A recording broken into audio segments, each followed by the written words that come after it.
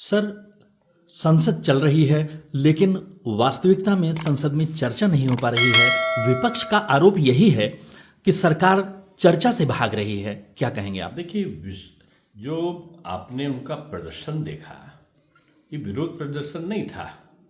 ये उनका बिहार की हार के बाद विलाप दर्शन था।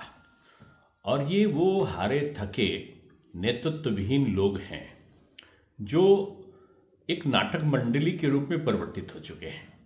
विपक्ष का काम है कि सदन में चर्चा करो और जनता के प्रति जवाबदेह बनो, लेकिन ये चर्चा की जगह नाटकबाजी करते हैं।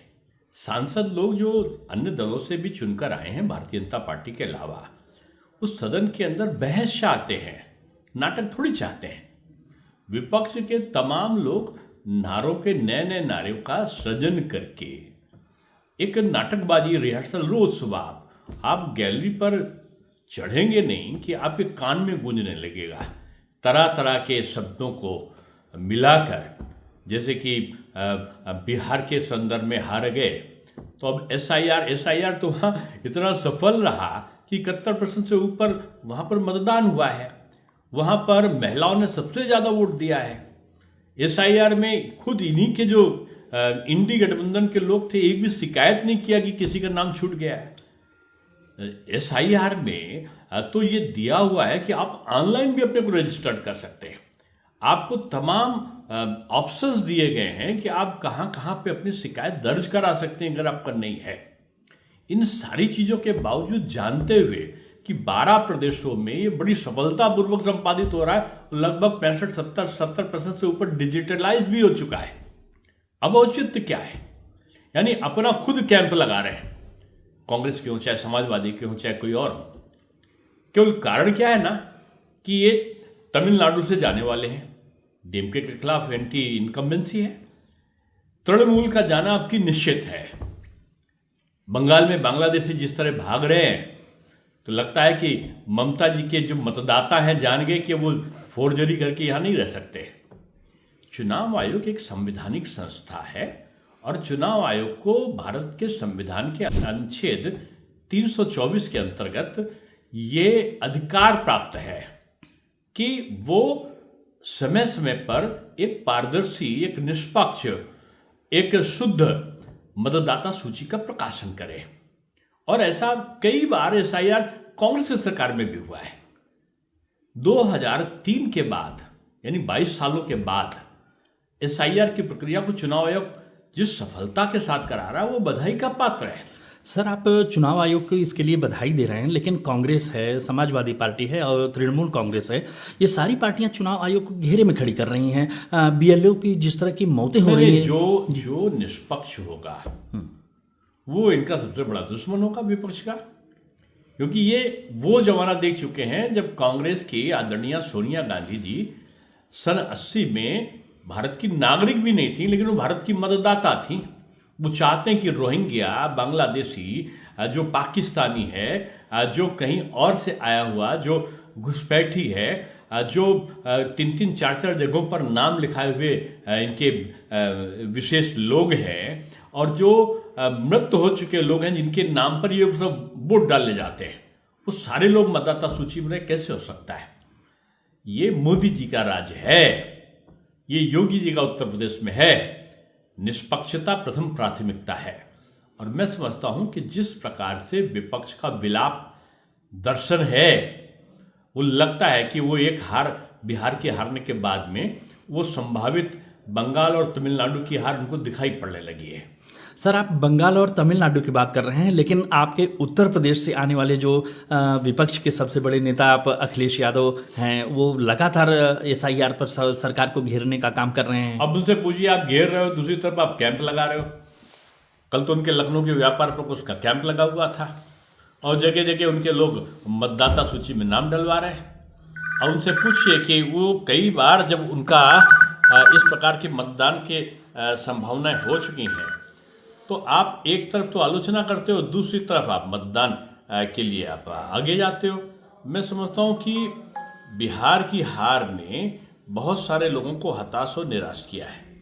उसमें उत्तर प्रदेश के नेता कैसे रह सकते हैं? क्योंकि बिहार की जो सबसे तेज हवा आई है वो उत्तर प्रदेश में एक ऐसी हवा आई है जिसमें जो प्रो इनकम्बेंसी की हवा है, वो एक तरीके की वो हवा है जो भारत को विकसित राष्ट्र की तरफ ले जाने की संकल्पना की संपूर्ति के लिए दिखाई पड़ती है। $5 ट्रिलियन में $1 ट्रिलियन की इकोनॉमी में उत्तर प्रदेश की सहभागिता को सुनिश्चित करने वाली दिखाई पड़ती है। अब वो अपराधियों का जमाना थोड़ी है कि माफिया आदेश करेगा और कुछ हो जाएगा।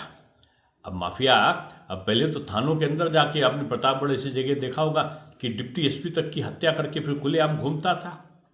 एक प्रदेश के माननीय सम्मानित मुख्यमंत्री जब एक प्रयागराज के एक माफिया से मिलने उसके घर जाते थे तो कहता था पहले मुझसे नहीं मेरे कुत्ते से हाथ मिलाओ।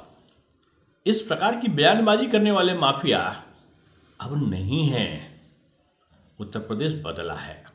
चारों तरफ एक्सप्रेसवे, चारों तरफ मेट्रो, चारों तरफ तमाम प्रकार की रेल लाइन का बिछाने का कार्य, और चारों तरफ रेल लाइन को कहते हैं लोग हवाई अड्डा है, और हवाई अड्डा को कहते हैं कि मैं किस देश में पहुंच गया।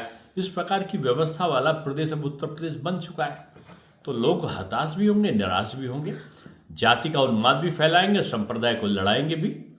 बीजेपी सबका साथ, सबका विकास, सबके लिए प्रयास और सबके विश्वास के आधार पर चलती है। आप पूरी तरीके से चुनावी मोड में दिख रहे हैं। लगता है 2027 के उत्तर प्रदेश चुनावों की तैयारी अभी से शुरू कर दी है भाजपा ने। नहीं, बीजेपी तैयारी थोड़ी करती है, बीजेपी जनता के कार्यों को करती है, और ये सब चुनावी खिचड़ी को पकाते हैं। देखो क्या होता है ना कि खिचड़ी को पकाओ तो पेट का पाचन ठीक करती है, लेकिन अगर दिमाग में उल्टी खिचड़ी पक रही हो तो वो दिमाग खराब कर देती है।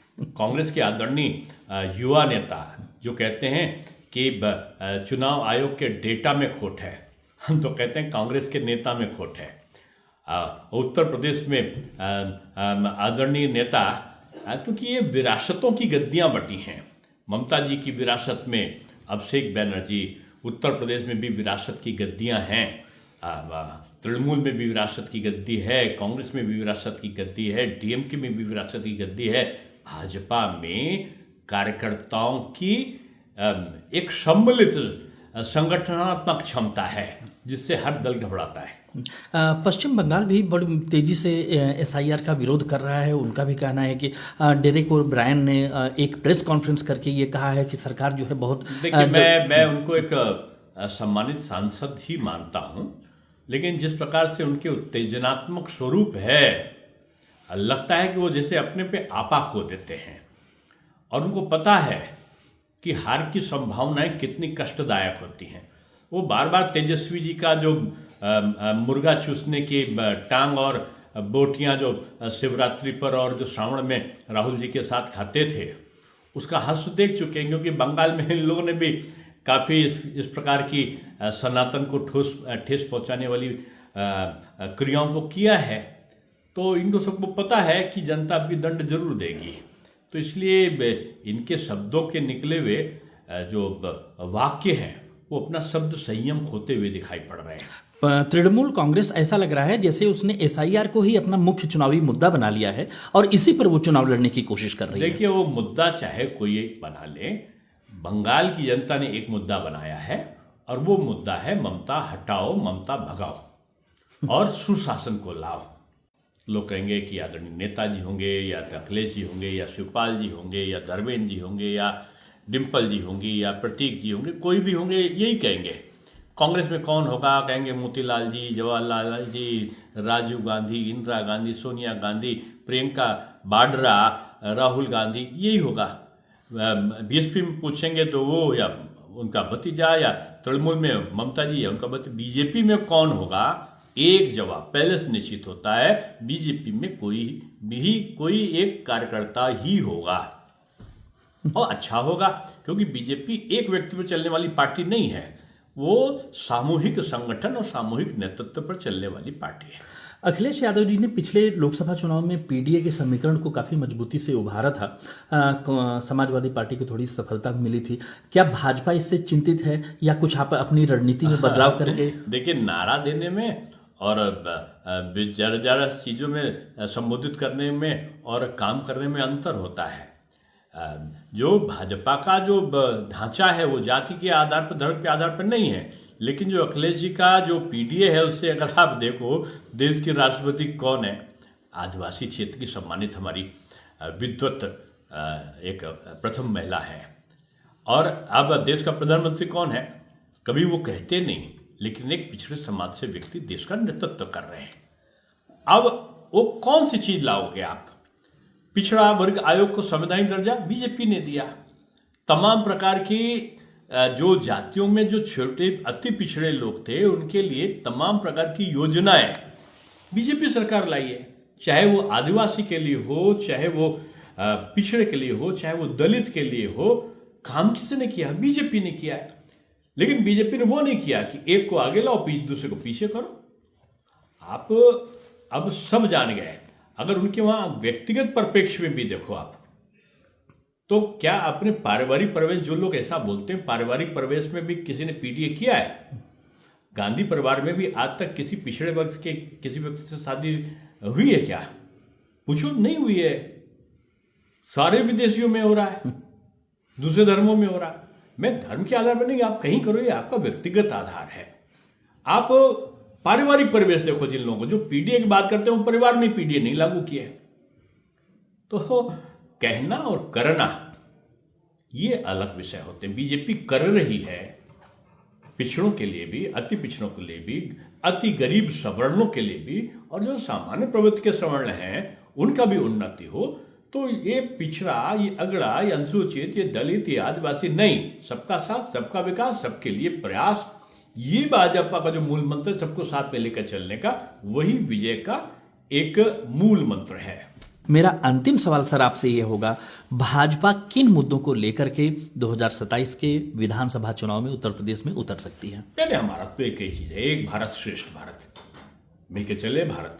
हमारा विकास हमारा मुद्दा था, विकास मुद्दा हमारा है, विकास मुद्दा हमारा रहेगा।